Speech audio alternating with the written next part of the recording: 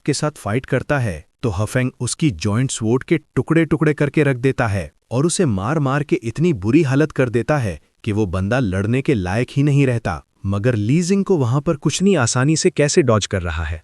मगर हनफेंग वो उसका आर्टिफैक्ट पकड़ता है और उसे उसके हाथ से छुड़ाकर ऊपर की तरफ उछाल देता है और उस बैंडिट पर एक जोरदार पंच के साथ वार करते ही उसे फिर से वहां से दूर की तरफ उछाल डालता है और उसके पास दोबारा से जाते हुए एक जोरदार किक दे मारता है, जिससे वो बैंडिट बहुत ही दूर जाकर गिरता है और उससे बहुत ज्यादा उसे इंजरीज भी होती हैं।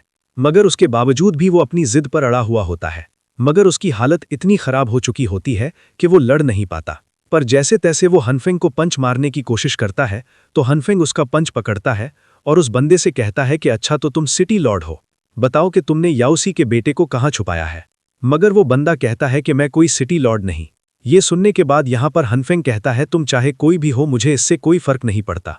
ये कहते ही वो उसका हाथ नीचे झटक कर उसे ऊपर उठा लेता है और उसके साथ उसे फिर से एक जोरदार अटैक के साथ वहां से पीछे की तरफ धकेल देता है।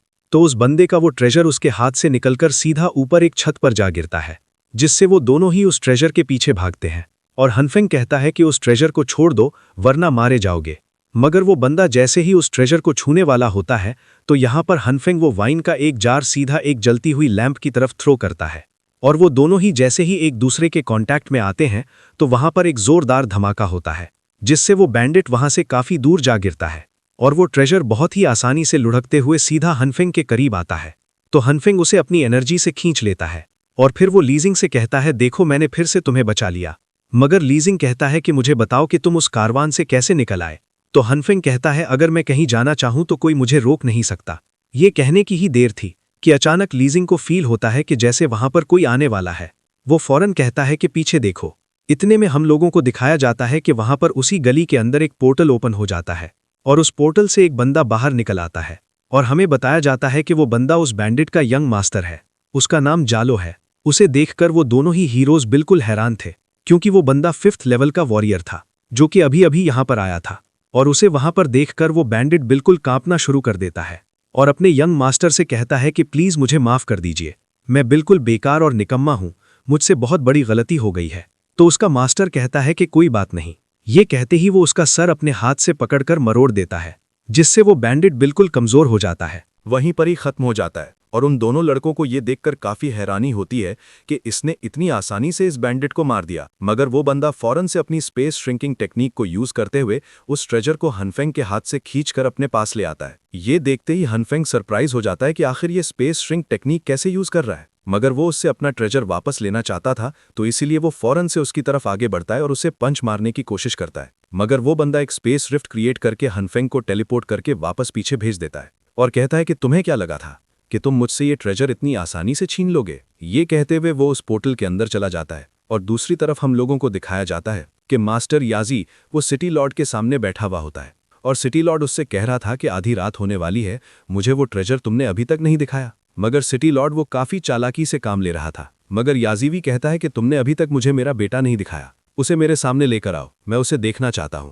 उसके बाद मैं तुम्हें ट्रेजर दूंगा। तो सिटी लॉर्ड कहता है आखिर इतनी भी क्या जल्दी है, वो तुम्हारे सामने आ जाएगा। मगर जिन कहता है कि मैंने तुम्हें कहा है कि तुम्हें तुम्हारा ट्रेजर मिल जाएगा, मगर मुझे पहले मेरा बेटा दिखाओ। अगर तुमने उसके साथ कुछ कर दिया है तो यकीन जानो कि मैं अपनी सनसेट टेक्निक को यूज करते ही तुम्हारे इस पूरे के पूरे महल को ही आग लगा दूंगा। ये बात सुनते ही वो सिटी लॉर्ड बिल्कुल सीरियस हो जाता है और उस लड़की को वहां से जाने को कहता है। जिसके बाद जैसे ही वो ताली बजाता है तो हम लोग देखते हैं कि उसके ऊपर एक बड़ा सा रिंग अपीयर होता है और उसके साथ याजी का बेटा भी उस जगह बंधा हुआ होता है। ये देखते ही उसकी हालत खराब हो जाती है कि उन लोगों ने उसके बेटे के साथ क्या हशर कर दिया है। और फिर वहां पर सिटी लॉर्ड याजी से कहता है कि तुमने तुम्हारे बेटे को देख लिया है ना, अब चलो तुम भी ईमानदारी के साथ मुझे मेरा वो ट्रेजर दिखाओ। इतना कहने के बाद याजी फौरन से वो युगोंग सी ट्रेजर बाहर निकालता है और यहाँ पर हनफेंग वो लीजिंग से कह रहा होता है कि आखिर ये किस तरह का ट्रेजर है जिसे सब लोग चुराना चाहते हैं। मगर वो पीछे पलटता है तो उसे पता चलता है कि लीजिंग को चोट लगी है, जिस पर वो उससे कहता है कि तुम्हें क्या हुआ, कहीं तुम इंजर्ड तो नहीं हो। वो जैसे उसे चेक करता है तो लीजिंग उसका हाथ पीछे करने की कोशिश करता है, मगर हनफेंग उसका हाथ पकड़ लेता है और अपनी एनर्जी के जरिए उसकी पल्स को चेक करता है तो उसे पता चलता है कि उसकी कल्टीवेशन डैमेज हो चुकी है और साथ में उसे काफी इंजरीज भी हुई हैं। ये देखकर वो काफी सरप्राइज होता है और कहता है कि ये सब कुछ कैसे हो गया। मगर हमें बताया जाता है कि लीजेंग फिर उसे अपने बारे में सब कुछ बता देता है कि उसकी कल्टीवेशन कैसे डिस्ट्रॉय हुई है, जिस पर हनसेंग कहता है ओ अच्छा, तो इसका मतलब ये है कि तुम्हारी कल्टीवेशन मैंने डिस्ट्रॉय की है। पर यकीन जानो कि मुझे लगा कि शायद तुम वहां पर मर रहे हो, इसीलिए मैंने तुम्हें बचाने की कोशिश की थी। पर क्योंकि ये सब कुछ अब मेरी वजह से हुआ है, तो फिर इसकी भरपाई मैं खुद करूंगा। मगर लीजिंग कहता है कि बहुत जल्द एक डिजास्टर यहाँ पर आने वाला है और उसके साथ मुझे उस ट्रेजर को यूज करके सब लोगों को बचाना था। मगर बदकिस्मती से मेरी कल्टीवेशन अब इनकम्प्लीट है और ऊपर से वो ट्रेजर भी मेरे पास नहीं है। मगर हनफेंग कहता है तुम परेशान मत हो, क्योंकि ये सब कुछ मेरी वजह से हुआ है, तो मैं तुम्हारी हेल्प जरूर करूंगा। हम लोग वो ट्रेजर दोबारा हासिल कर लेंगे। पर लीजिंग कहता है हम लोग कुछ देर पहले जिस नए बंदे से मिले थे वो 5th रियल्म आर्म का वॉरियर है। अगर हम दोनों एक साथ मिलकर भी उसके साथ फाइट करें तो भी हमारे जीतने के चांसेस सिर्फ 30% होंगे। मगर हनफेंग कहता है कि लगता है तुम मेरी कुछ ज्यादा परवाह करने लगे हो। मगर लीजिंग उसे अपना दोस्त बिल्कुल भी एक्सेप्ट नहीं कर रहा था, क्योंकि उसे पता ही नहीं था कि फ्रेंडशिप होती क्या है। मगर हनफेंग उसके पास जाकर बैठ जाता है और कहता है कि तुम बेफिक्र हो जाओ, जब भी मौका मिलेगा मैं तुम्हें प्रोटेक्ट करने की पूरी कोशिश करूंगा। बस यूं समझ लो कि हम दोनों दोस्त हैं और मैं अपनी दोस्ती की खातिर इतना जरूर करूंगा। ये बात लीजिंग को हैरान कर देती है कि दोस्त वो क्या होता है। ये बात सुनते ही हनफेंग कहता है कि क्या इसे दोस्ती के बारे में नहीं मालूम। वो उसे बताता है कि दोस्त वो होता है जो कि हमेशा अपने दोस्त के साथ कदम से कदम मिलाकर चलता है और वो हर आने वाली मुश्किल से लड़ने के लिए खुद पहले अपने दोस्त को बचाता है और उन मुश्किलों का सामना खुद करता है। और जब भी तुम्हें अपने दोस्त की जरूरत पड़ती है उस वक्त वो हमेशा तुम्हारे साथ रहता है। ये बात सुनते ही लीजिंग कहता है कि एक दोस्त जो कि कदम से कदम मिलाकर चलता है, अच्छा तो दोस्त उसे कहते हैं। मगर हनफेंग उसे अपनी वाइन देते हुए कहता है कि दोस्त कभी भी अपनी जान की परवाह नहीं करते। ये कहने के बाद थोड़ी देर के लिए लीजिंग चुप हो जाता है और हनफेंग कहता है कि क्या तुम कुछ कहना चाहते हो। तो लीजिंग उसे कुछ भी नहीं कहता और कहता है कि मेरा नाम लीजिंग है, बस। यही बताते हुए वो उसे फिर से इग्नोर करना शुरू कर देता है। ये देखकर हनफेंग समझ जाता है कि ये लड़का अब उसे पसंद करने लगा है। मगर लीजिंग कहता है कि हमें अब यहाँ से अलग अलग हो जाना चाहिए, पता नहीं अब हमारे लिए कितने खतरे और आने वाले हैं। मगर हनफेंग कहता है उसकी जरूरत नहीं है, अब ये वो हम लोगों को मारने वाला नहीं है, क्योंकि मैंने पहले ही देख लिया था कि उसने युगोंग सी ट्रेजर चेंज कर लिया था। जब मैं उस कारवान से निकलकर भाग रहा था तो मैंने खुद अपनी आंखों से देखा था कि उसने एक नकली ट्रेजर के साथ असली वाले को बदल दिया था। ली ज़ैंग वो हफिंग से कह रहा होता है कि आखिर सिटी लॉर्ड को और बाकी लोगों को भी यही यूकोंग ट्रेजर क्यों चाहिए। क्या उन लोगों को भी ये बात पता चल गई है कि नेचुरल डिजास्टर यहाँ पे आने वाला है। तो हनफिंग कहता है कि लगता है तुम्हारे सेक्ट के अलावा भी बहुत सारे लोग हैं जिनको इसके बारे में मालूम है।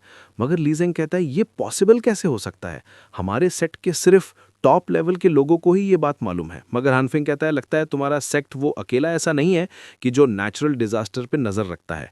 मगर तुमने एक बात बताई नहीं है, तुम बताओ तो सही कि आखिर वो ट्रेजर नेचुरल डिजास्टर से सब लोगों को कैसे बचा सकता है। इतने में अचानक पीछे से एक ड्रंक मैन उनकी तरफ आते हुए कहता है कि वो सीकोंग ट्रेजर एक इन्फिनिटी ट्रेजर है, उसके अंदर इन्फिनिटी स्पेस मौजूद है जिसके अंदर सब लोग छुप सकते हैं। यही वजह है कि सब लोग डिजास्टर के टाइम पे उसके अंदर छुपना चाहते हैं। मैं भी उसके अंदर जाके छुपना चाहता हूँ, मुझे भी वो ट्रेजर चाहिए। ये बात सुनते ही हनफेंग कहता है कि उस ट्रेजर के अंदर छुपना आखिर इसका क्या मतलब है, ये बंदा इस ट्रेजर के बारे में कैसे जानता है। जिसके बाद अगले सीन में हमें दोबारा से यूकोंग कारवान के एल्डर्स को दिखाया जाता है। वो लोग कहते हैं कि हमारा एम्परर वो काफ़ी देर से इस पैलेस के अंदर गया है, उम्मीद है कि उसके साथ कुछ गलत नहीं होगा। मगर दूसरा एल्डर कहता है कि एम्परर ने खुद हमें बताया था कि अगर उनके साथ कुछ भी गलत होता है तो उन्हें फौरन से अलर्ट मिल जाएगा। और हम लोग दोबारा से सिटी लॉर्ड को देखते हैं। वो एल्डर येजी से कह रहा होता है कि क्यों ना हम लोग एक डील कर लें, तुम वो ट्रेजर मुझे दे दो और बदले में अपने बेटे को ले जाओ। ये सुनते ही एल्डर येजी के पास कोई भी ऑप्शन नहीं रहता, वो फौरन से सीकोंग ट्रेजर निकाल कर उसके सामने रख देता है। तो दूसरी तरफ उसके बेटे की हथकड़ियां खोल ली जाती है तो वो फौरन से नीचे आ गिरता है, जिस पर तो एल्डर येजी फौरन से उसकी तरफ जाने लगता है। मगर उसका बेटा खुद ही खड़ा होकर उसकी तरफ आता है और वो उस ट्रेजर को इग्नोर करके सीधा अपने फादर की तरफ चला जाता है। और दूसरी तरफ वो यूकोंग सी ट्रेजर उस सिटी लॉर्ड को बहुत ही आसानी से मिल गया था। मगर यहाँ पे एल्डर येजी वो अपने बेटे से कुछ बात करने की कोशिश करता है तो उसका बेटा फौरन से एक नाइफ निकालकर अपने ही बाप को मारने वाला था। मगर एल्डर येजी उससे पहचान जाता है कि ये उसका बेटा नहीं है। वो फौरन से उस लड़के को उसे गले से पकड़कर ऊपर उठा लेता है और कहता है कि आखिर ये क्या मजाक है। इतना कहने के साथ ही हमें दिखाया जाता है कि उस लड़के का असली रूप जब सामने आता है तो एल्डर येजी उसे उठाकर एक साइड पे फेंक देता है और कहता है कि मेरा बेटा कहाँ है, मुझे वो फौरन से वापस करो। तो फिर सिटी लॉर्ड कहता है तुम्हारा बेटा, मैंने कब कहा कि वो मेरे पास है, तुम्हारा बेटा तो शायद अभी भी उस वाइट स्नेक के चक्करों में पड़ा हुआ होगा। इतना कहते ही हमें दिखाया जाता है कि वो सोल्जर्स एल्डर यजी को चारों तरफ से घेर लेते हैं, मगर एल्डर यजी भी वो पूरी तैयारी करके आया होता है। जैसे ही वो अपनी पावर को यूज़ करने लगता है तो अचानक से हम देखते हैं कि हान फिंग और ली जिंग वो सोल्जर्स को मारते हुए फौरन से उस हॉल के अंदर आ पहुंचते हैं और वो सिटी लॉर्ड से कहते हैं कि बदकिस्मती से तुम्हारे हाथ में जो ट्रेजर है वो रियल बिल्कुल भी नहीं है, हम लोगों ने पहले ही इसे एक्सचेंज कर दिया था। तो सिटी लॉर्ड कहता है ये ट्रेजर असली है या नकली ये बाद में पता चलेगा, फिलहाल तो ये मेरे पास है। ये कहने के बाद वो फौरन से अपने पीछे मौजूद एक सीक्रेट डोर ओपन करता है और उसके अंदर चला जाता है। और यहाँ पे वो लोग जैसे ही उसकी तरफ आगे बढ़ते हैं तो वो लोग उस तक पहुंच पाते इससे पहले ही वो दरवाज़ा बंद हो जाता है और पीछे खड़े हुए सोल्जर्स कहते हैं कि मास्टर, आपका बेटा यहाँ पे मौजूद है। ली जिंग और मास्टर हसिंग ने इसे पहले ही ढूंढ लिया था। तो लिनफू को वहां पे देखकर उसका फादर उसकी तरफ आगे बढ़ता है और हमें पता चलता है कि हम लोगों ने जो मार्केट में एक ड्रंक मैन देखा था वही असल में एल्डर जिन का बेटा था और एल्डर जिनजी उसे 10 साल के बाद देख रहा था। उसका बेटा काफी बड़ा हो चुका था और उसमें काफी चेंजेस आ गई थी, मगर उसका बेटा वो अपने बाप को पसंद नहीं करता, इसीलिए वो उससे मुंह मोड़कर पीछे हटता है। तो अचानक वो किसी चीज से टकरा जाता है और बेहोश हो जाता है। और फिर हम लोग अगले सीन में देखते हैं कि लिंगफू वो एक जगह बेहोशी की हालत में पड़ा हुआ होता है और उसका फादर वो उससे बात करना चाहता था, मगर वो उसकी कंडीशन देखकर उसे फिलहाल आराम करने देता है। जिसके बाद वो हानफिंग और लीजिंग से कहता है कि मेरे बेटे को रेस्क्यू करने के लिए तुम्हारा बहुत बहुत शुक्रिया। नेचुरल डिजास्टर वो किसी भी टाइम पे अपीयर हो सकता है, इसीलिए हम लोग तुम्हारी मदद करने के लिए पूरी तरह से तैयार हैं। तो लीजिंग कहता है कि फिलहाल तो आप लोग उस ट्रेजर की खैर मनाएं क्योंकि वो इस वक्त उस सिटी लॉर्ड के हाथ में है। मगर यहाँ पे रिंग कहता है कि तुम लोगों को टेंशन लेने की कोई ज़रूरत नहीं, हमारे जितने भी ट्रेजर्स हैं उन सब के अंदर अपनी एक स्पिरिट होती है, इसीलिए हम लोग उन ट्रेजर्स को बहुत ही आसानी से सेंस कर सकते हैं कि वो कहाँ हैं। और जहाँ तक बात यूसिंग ट्रेजर की है तो वो मेरे बेटे के कंट्रोल में है। तो लीजिंग कहता है कि फिलहाल तो इसकी सिचुएशन देखकर लग रहा है कि शायद ये उस ट्रेजर को कंट्रोल नहीं कर सकता। तो उसका फादर बताता है कि मेरे बेटे के साथ ऐसा पहले नहीं था, मेरा बेटा ऐसे नहीं था, इसके साथ एक इंसिडेंट हुआ है। इतने में हमें फिर 10 साल पहले का सीन दिखाया जाता है जब एल्डर येजी के किंगडम पे नेचुरल डिजास्टर आया था। तो उस डिजास्टर में एल्डर येजी की वाइफ मारी गई थी, जिसकी वजह से उसका बेटा वो अपनी मदर को अपनी बाहों में लेकर रो रहा होता है और वो अपने फादर को वहां पर देखता है तो कहता है कि फादर मुझे माफ कर दीजिए। उसकी वाइफ मर चुकी थी और वहां पे मौजूद सिक्योंग ट्रेजर जब नीचे गिरता है तो उसके अंदर से वो स्नेक स्पिरिट बाहर निकल आती है।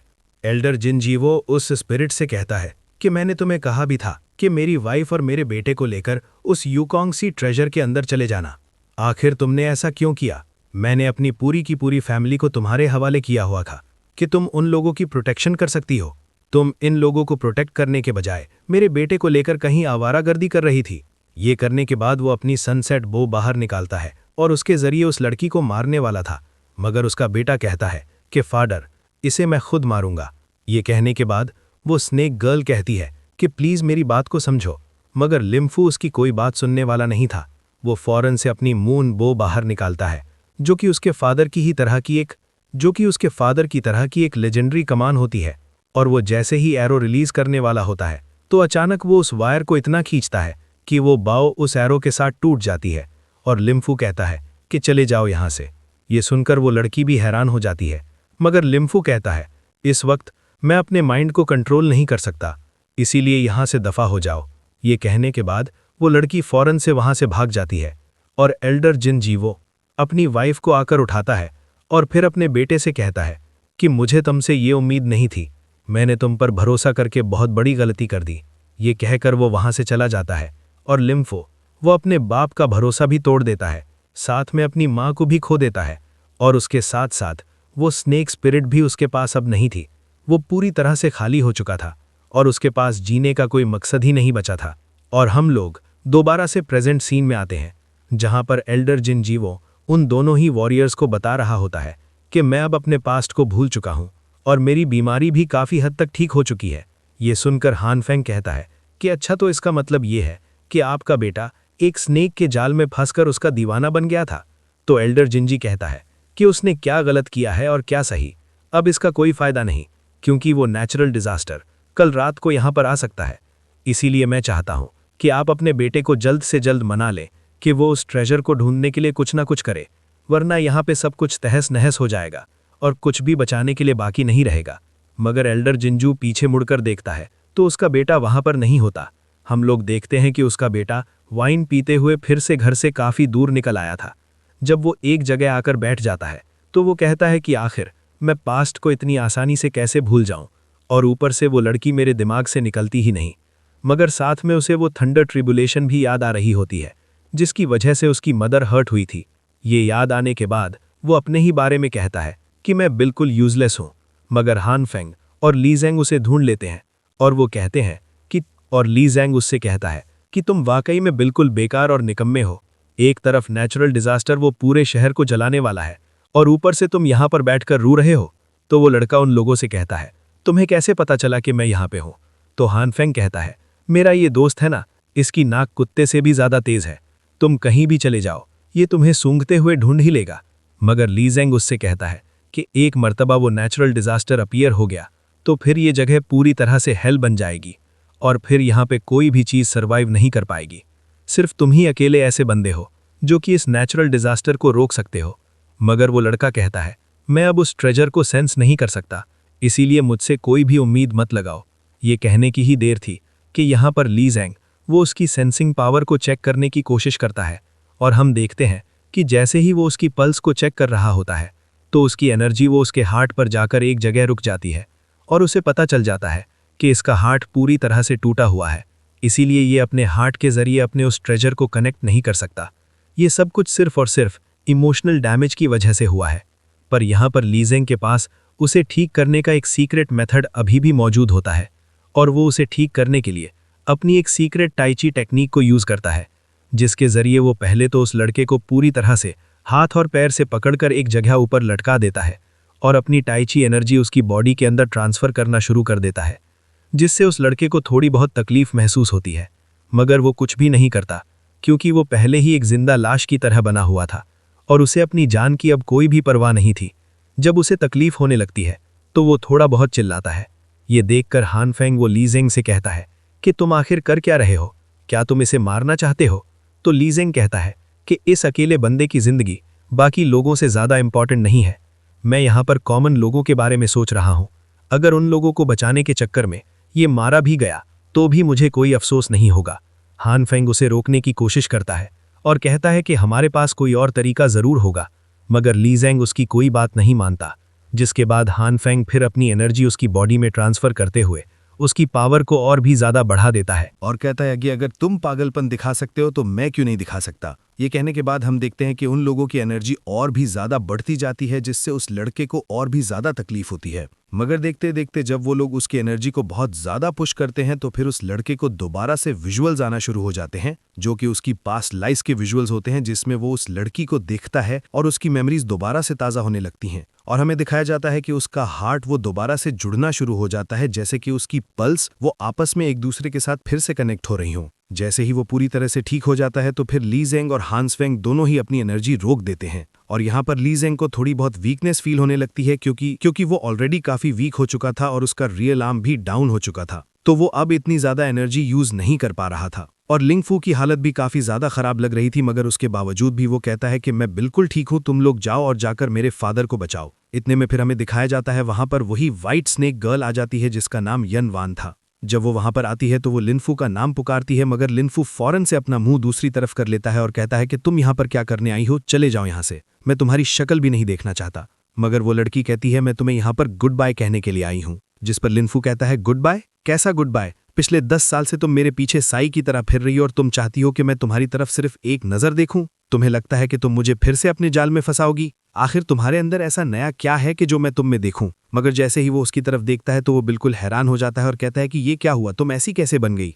तो वो लड़की कहती है मिडनाइट आ चुकी है और हेवनली फायर वो बहुत जल्द शहर को जलाकर राख कर देगी और हमारे जैसे जितने भी ह्यूमन बीस्ट हैं वो अपने ट्रू फॉर्म में आ जाएंगे, क्योंकि आज हमारा इस दुनिया में आखिरी दिन है। हम लोग इसके बाद दोबारा से अपने पहले वाले फॉर्म में वापस चले जाएंगे। मगर लिनफू कहता है वो सीक्वी ट्रेजर अब मेरे पास नहीं है, मैं तुम्हें कैसे बचाऊं? तुम यहाँ से जल्द कहीं भाग जाओ। मगर वो लड़की मना कर देती है और कहती है कि मैं अब डिजास्टर से छुपकर भागूंगी नहीं, अब तुम्हें कहीं छुपने की कोई जरूरत है, क्योंकि यहाँ पर आज भी ऐसे बहुत सारे लोग हैं जो कि सिर्फ तुम्हारा इंतजार कर रहे हैं, उन्हें तुम्हारी जरूरत है, मैं अब ज्यादा टाइम यहाँ पर नहीं रह सकती। ये कहने के बाद वो उसके करीब आती है तो हम देखते हैं कि उसकी टांगों से एक अजीब सी एनर्जी निकल रही होती है और वो फौरन से उसी लेजेंडरी कमान को बाहर निकालते हुए उसे वापस करती है। और कहती है कि मैं इतनी ताकतवर नहीं हूं कि मैं तुम्हारी इस कमान को दोबारा से रिकवर कर सकूं, मगर मैंने अपनी तरफ से पूरी कोशिश की है। ये कहने के बाद वो अपनी स्पिरिट पावर सारी की सारी उस लेजेंडरी कमान के अंदर डाल देती है और उस लड़के से कहती है कि तुम्हें मेरे लिए उदास होने की या फिर अपना दिल छोटा करने की जरूरत नहीं है।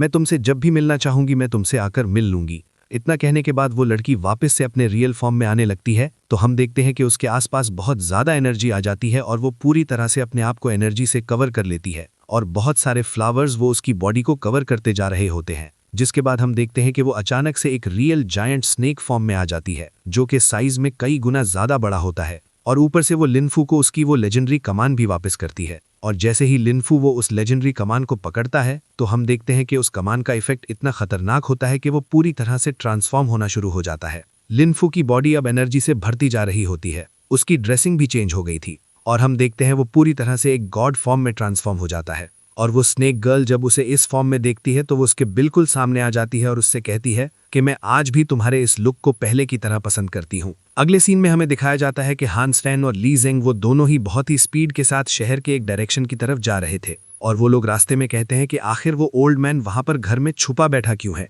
वो लोगों को रेस्क्यू करने के लिए क्यों नहीं आ रहा। जिसके बाद हांस फैंग वो ली जेंग से कहता है कि अगर तुम्हें उस एरो से बचना है तो तुम चाहे कहीं भी चले जाओ, वो एरो तुम्हें ढूंढ ही लेगा। मगर ली जेंग कहता है कि अगर मुझे भागना होता तो मैं कब का शहर छोड़कर चला गया होता, पर मैं अब भी यहाँ पर मौजूद हूँ और मैं जानना चाहता हूँ कि वो ओल्ड मैन अभी भी इस शहर में मौजूद क्यों है। उसे उसका बेटा मिल गया है, वो वहां से अभी भी नहीं जा रहा। इतना कहने के बाद वो लोग एक जगह आकर रुक जाते हैं और हांस फैंग कहता है क्या हुआ, मगर ली जेंग जैसे ही अपनी माइंड पावर का इस्तेमाल करता है तो उसे दिखाई देता है कि कई किलोमीटर दूर वहां से कई सारे ईविल बीस्ट उन लोगों की तरफ भागते हुए आ रहे हैं। वो बहुत ही सारे होते हैं, यहाँ तक कि ली जेंग उन्हें काउंट तक नहीं कर पा रहा था। वो काफी खौंखार और काफी साइज में बड़े भी लग रहे थे। जैसे जैसे वो ईविल बीस्ट भागते हुए आते हैं और उस किले की दीवार पर चढ़ जाते हैं तो ली जेंग अपनी एनर्जी के जरिए उन ईविल बीस्ट को उड़ा कर रख देता है, मगर वो बीस्ट बहुत ज्यादा होते हैं और उन्हें चारों तरफ से कवर कर लेते हैं। जिसके बाद वो लोग डिसाइड करते हैं कि वो लोग पहले इन ईविल बीस्ट का सफाया करेंगे। जिसके बाद हम देखते हैं कि हांस फैंग वो अपनी डिवाइन फिस्ट के जरिए उन क्रिएचर्स को मारना शुरू कर देता है और दूसरी तरफ ली जेंग वो अपनी स्वॉर्ड टेक्निक को यूज करता है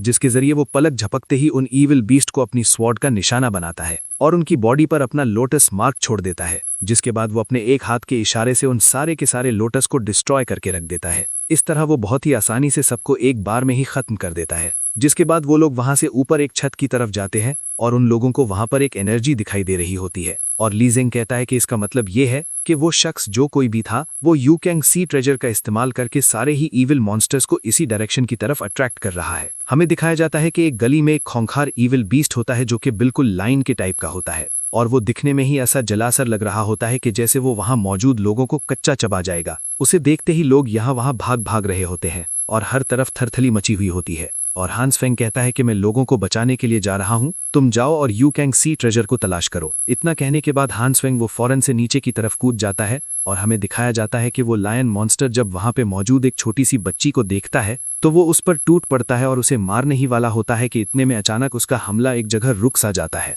वहां पर अचानक हांस फैंग ने आकर उसके अटैक को रोक लिया था। हांस फैंग इतना ताकतवर होता है कि वो उस ईविल बीस्ट के दोनों हाथों को होल्ड किए हुए होता है और जैसे ही वो अपनी लात से उस ईविल बीस्ट को हवा में ऊपर उठाता है तो वो बिल्कुल घूमकर फिर एक जोरदार पंच दे मारता है जिससे वो उस एविल बीस्ट को बहुत ही बुरी तरह से जख्मी कर देता है और उस छोटी सी बच्ची के पास आता है और उससे कहता है तुम्हें डरने की कोई जरूरत नहीं। वो उसकी ही एक छोटी सी पंखुड़ी लेकर उसे हवा में ऊपर उड़ाता है और हमें दिखाया जाता है कि वो लड़की अपनी मदर के साथ खुशी खुशी वहां से चली जाती है। और यहाँ पर हान फैंग वो उन मॉन्स्टर्स की तरफ देखता है कि वो मॉन्स्टर्स उस गली में हर तरफ फैले हुए हैं। ये देखकर हान फैंग कहता है कि चलो ये तो अच्छा हुआ, तुम सारे ही लोग एक बार में ही आ रहे हो, कम से कम मुझे एक एक को ढूंढ ढूंढ कर मारने की जरूरत नहीं पड़ेगी, तुम लोग एक बार में ही आ जाओ। और ये कहते ही वो उनकी तरफ आगे बढ़ते हुए बहुत ही जोरदार पंचिस की बौछार करता है और अपने सामने आते ही एक एक बीस्ट को मारता जाता है और जो बीस्ट उसके साइडों से आते हैं वो उन्हें लाते मारकर दूर हटाता है और फौरन से छत के ऊपर चला जाता है। मगर वो देखता है कि अभी भी वो एविल बीस्ट बहुत सारे हैं और जैसे ही वो सारे एक साथ उस पर झपटने के लिए आते हैं तो अचानक से वहां पर एरोज की बौछार हो जाती है जो कि उन सारे ही ईविल मॉन्स्टर्स को बुरी तरह से जख्मी कर देती है और बहुत सारे मारे जाते हैं। और हमें दिखाया जाता है वहां पर यूकॉन्ग कारवां का वो लीडर आ चुका था और उसके साथ बहुत सारे लोग भी थे वो आते ही हान फेंग से कहता है, तुम जाकर यूकोंग ट्रेजर को तलाश करो, इस सिटी को प्रोटेक्ट मैं करूंगा। तो हान फेंग कहता है ठीक है, तो फिर यहाँ की सिचुएशन मैं आप पर छोड़ रहा हूँ। ये कहते ही वो फौरन से वहाँ से चला जाता है। और यहाँ पर ये सिवो अपने सारे सोल्जर्स से कहता है कि मेरी कमांड का इंतज़ार करो, हमें पहले यहाँ पर लोगों को सिक्योर करना है, उसके बाद ही हम लोग शेल्टर में वापस जाएंगे। ये कहने के साथ ही ये सीन यहीं पे ही कट हो जाता है। अगले सीन में हमें दिखाया जाता है कि सिटी लॉर्ड वो अपने पैलेस में बैठा हुआ होता है और उसके हाथ में यूकोंग सी ट्रेजर मौजूद होता है और वो उस लड़की से कह रहा होता है कि आज रात वो ग्रेट डिजास्टर अपीयर होने वाला है और जब हर एक चीज़ जलकर राख हो जाएगी तो मैं तुम्हें लेकर उस सी ट्रेजर के अंदर चला जाऊंगा और यकीन जानो मैं तुम्हें इस बार बिल्कुल भी हर्ट नहीं करूंगा। ये सुनकर वो लड़की काफ़ी ज़्यादा खुश होती है और कहती है कि माय लॉर्ड आप तो सच में काफ़ी ताकतवर और काफ़ी महान हैं। इतने में अचानक वहां पर एक ब्लैक फ्यूम फैलना शुरू हो जाता है जिसकी वजह से सिटी लॉर्ड उस लड़की को लेकर बिल्कुल बीच में आ जाता है और वो देखता है कि उसके चारों तरफ वो फ्यूम फैलता जा रहा है और वो फ्यूम अचानक से उस लड़की से टकराता है तो वो उसे पूरी तरह से बेहोश कर देता है। ये देखकर सिटी भी हैरान हो गया था और वो कहता है कौन है यहाँ पर, तो उसे एक आवाज़ सुनाई देती है। वो शख्स कहता है क्या तुमने मुझे नहीं पहचाना, लगता है कि शायद तुम मुझे भूल गए हो, चलो मैं तुम्हारे सामने आ जाता हूँ, हो सकता है कि शायद तुम मुझे पहचान जाओ। तुम्हें तो याद ही होगा कि आज से कई साल पहले तुमने मेरे फादर को यहाँ पर मारा था और जिंदा ही उसकी चमड़ी उधेड़ी थी। मैं उसका ही एक छोटा बेटा हूँ। तुमने उस वक्त मुझे मारा नहीं था, मगर मैं अब बड़ा हो चुका हूँ और मैं अपने फादर का बदला लेने के लिए आया हूँ।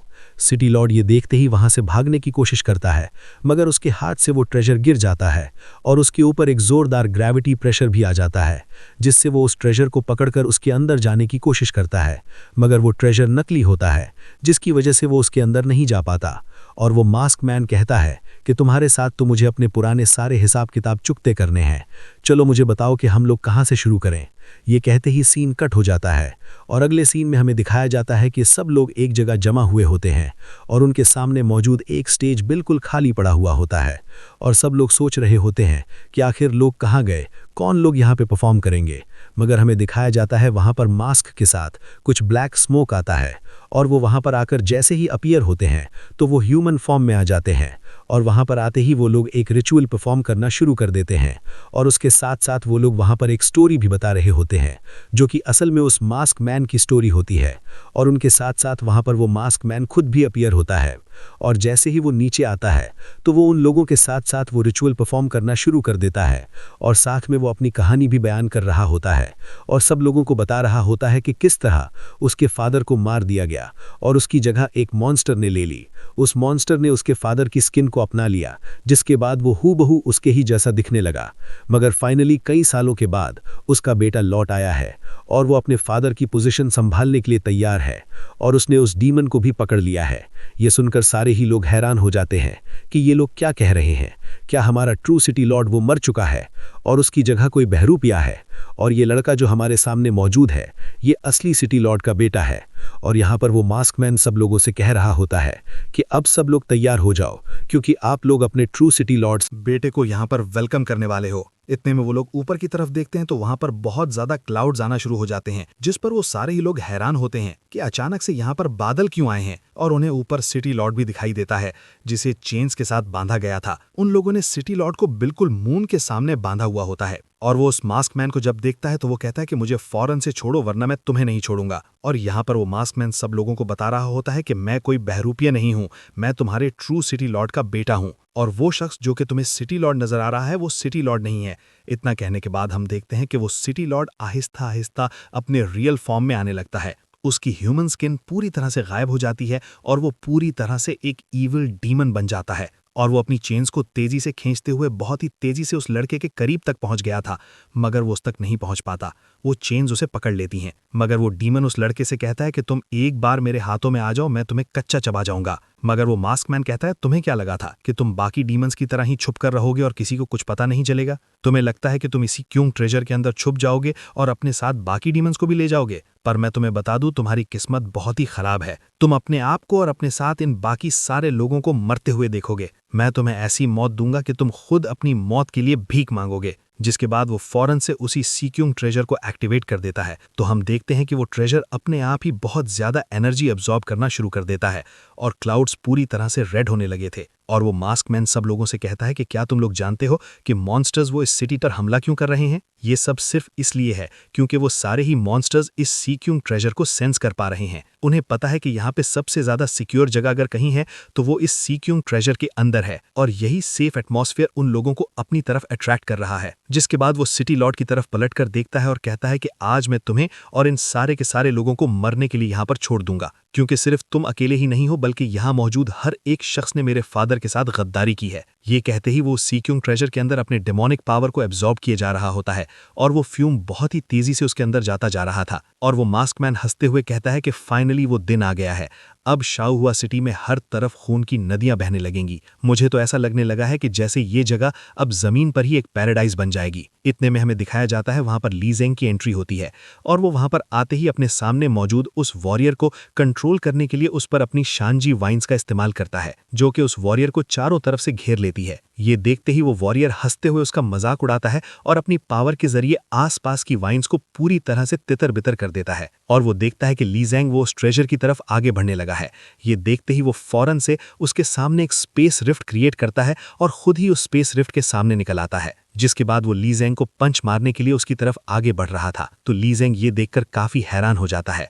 मगर जैसे ही वो वॉरियर ली ज़ेंग को पंच मारता है तो उससे ली ज़ेंग को काफी ज्यादा इंजरीज होती हैं और वो बहुत ही दूर जा रहा होता है। मगर अचानक से वहां पर हान फेंग भी पहुंच जाता है और वो ली ज़ेंग को गिरने से बचा लेता है और देखता है कि उस वॉरियर ने ली ज़ेंग को काफी इंजर्ड किया है। मगर हान फेंग क्योंकि वो फोर्थ रियल आर्म का वॉरियर था तो वो ली ज़ेंग से कहता है कि तुम उस ट्रेजर को हासिल करने की कोशिश करो, मैं अकेला ही इस वॉरियर को हैंडल कर लूंगा। इस तरफ हम देखते हैं कि शाओ लेओ वो पलक झपकते ही अपना पोर्टल क्रिएट करके एक कदम आगे बढ़ाता है तो उसका दूसरा कदम जमीन पर आ जाता है और यहाँ पर हान फेंग कहता है कि तुम जाओ, मैं इसे होल्ड करता हूँ। ये कहने के साथ वो अपनी पावर्स को एक्टिवेट कर लेता है और यहाँ पर शाओ लेओ कहता है कि लो, एक और आ गया, इसे लगता है कि ये मुझे चैलेंज कर सकता है, ये भी शायद मरने के लिए आया है। मगर हान फेंग वो फौरन से अपनी पावर को पूरी तरह से चार्ज करता जा रहा होता है और वो कहता है कि चलो देखते हैं कौन किसे मारता है। इतना कहने के बाद वो दोनों ही एक दूसरे के साथ भिड़ जाते हैं और दोनों ही एक दूसरे पर पंचेस के अटैक करना शुरू कर देते हैं। मगर शाओ लेओ क्योंकि वो फिफ्थ रियल आर्म का वॉरियर होता है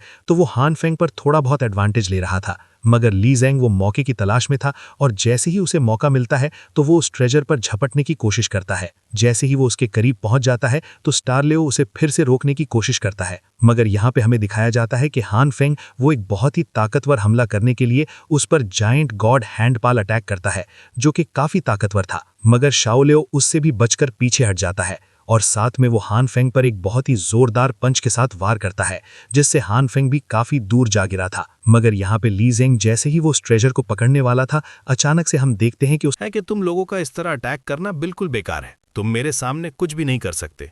और यहाँ पर शहर में उन मॉन्स्टर्स ने हर जगह तबाही मचा दी होती है, हर शख्स उनसे जान बचाकर भाग रहा होता है और वो मॉन्स्टर्स एक एक को चुन चुन कर मार रहे होते हैं। मगर दूसरी तरफ शाओ लुओ वो हंसते हुए कहता है कि पता नहीं तुम लोग आखिर मेरे फादर के साथ गद्दारी क्यों करना चाहते हो।